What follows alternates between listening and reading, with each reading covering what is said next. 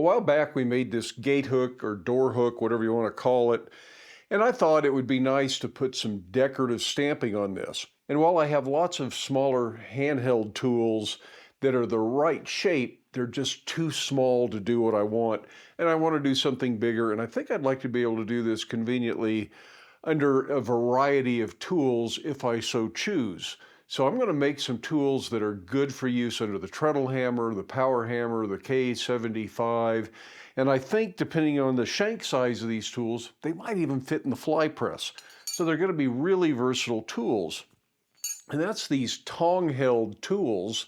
They're relatively short and simple. They're made out of 1-inch round bar, and they use a special pair of tongs so you can hold them securely, put a tong ring on them, they don't slip, and you can then rotate them so you don't have your tools always in line with the handles or always at a 45-degree left or 45 degrees right or 90 degrees to the handle. You get to choose whatever the best orientation is for the job at hand.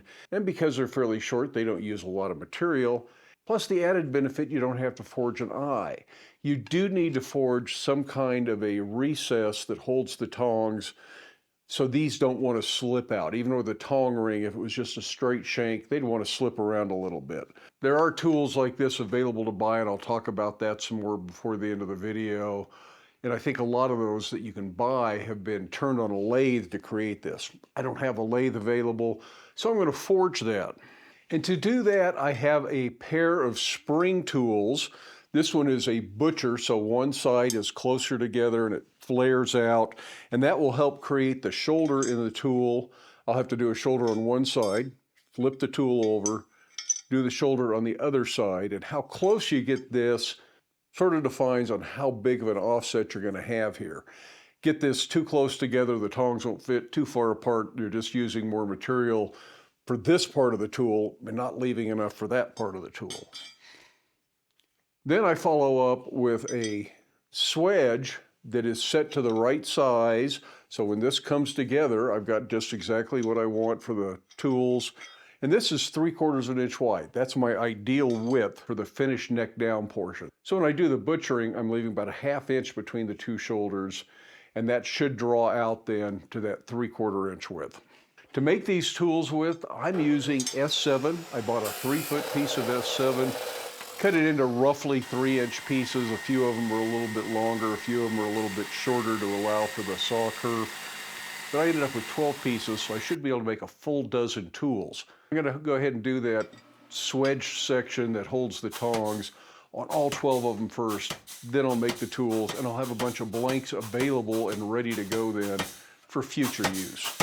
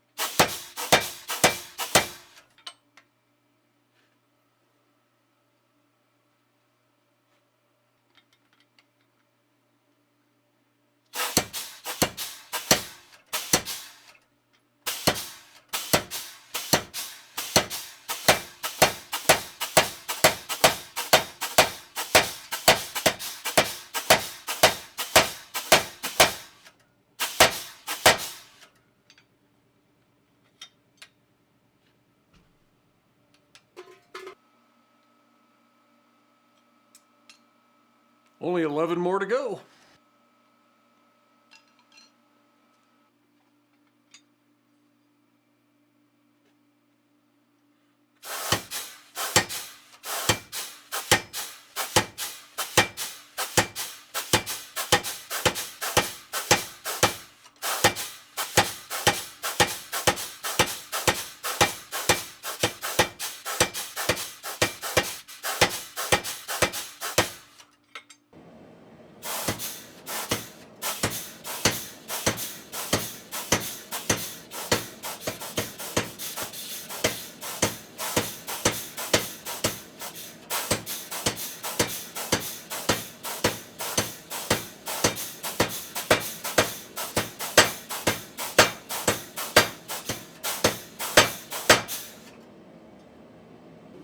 I'm going to let these cool somewhat slowly in the vermiculite.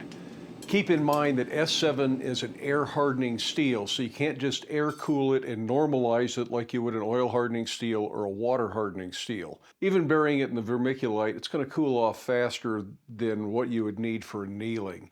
If you wanted to anneal this, you would need to do it in an electric heat treat oven, and it probably takes about 10 or 12 hours of slow cooling at a very specific cooling rate in an electric oven to truly anneal this.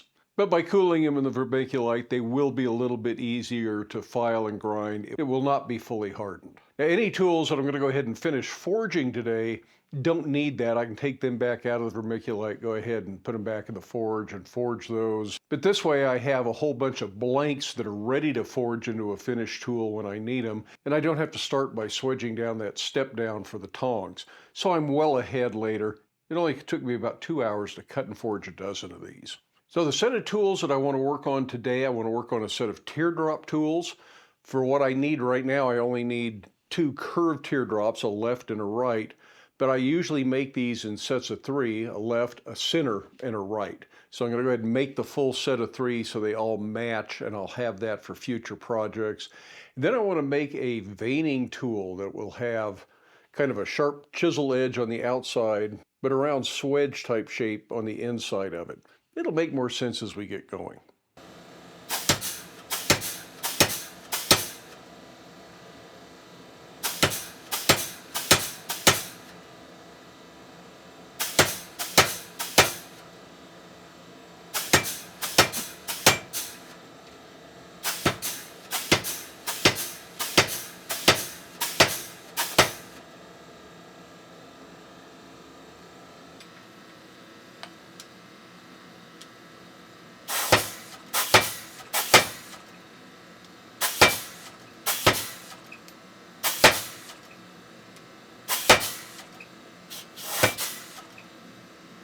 Well, after roughing out the working end of the tools, I let them sit in the vermiculite overnight. So that way they'll be as soft as they can be when I go do the grinding.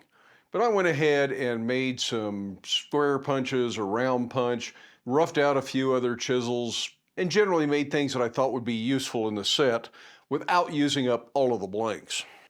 Little set hammer type tool. This is actually made out of 1045 because I had some of that on hand. And then there are these that'll be used to make the teardrop tools. So I'll find 3 of these that are all about the same size, and that's what I'll use for that. Now, all 3 of these teardrop tools start exactly the same. They all get ground into that teardrop shape. Then we'll forge the curve in the left one and the right one.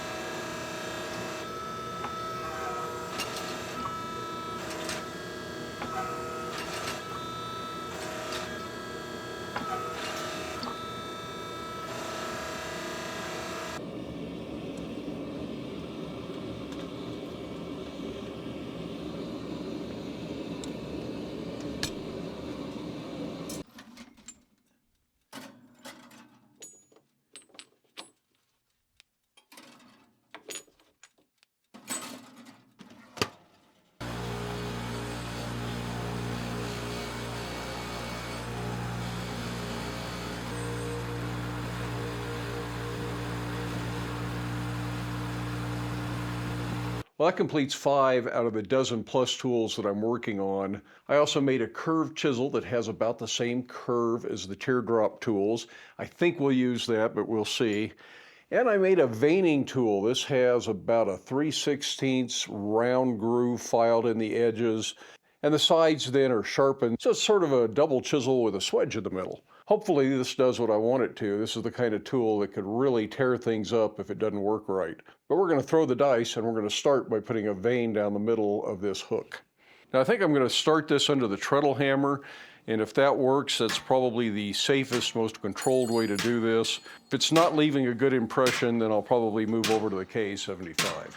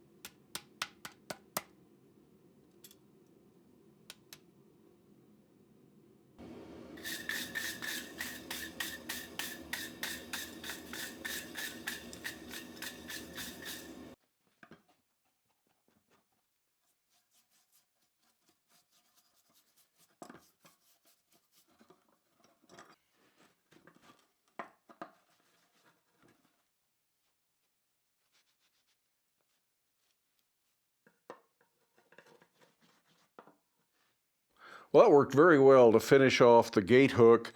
I really like the added detail that added. Kind of gives it a feather effect, or maybe it's a leaf, or maybe it's fish bones. Yeah, you can imagine whatever you want.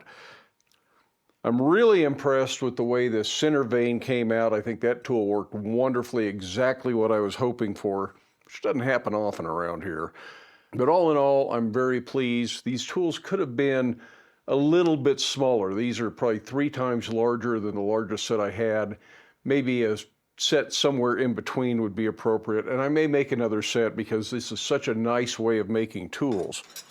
I will warn you though, not only will you start collecting a lot of these tools from various, they don't stay in the block very well, from various sources. Each style of tool seems to fit a different pair of tongs best.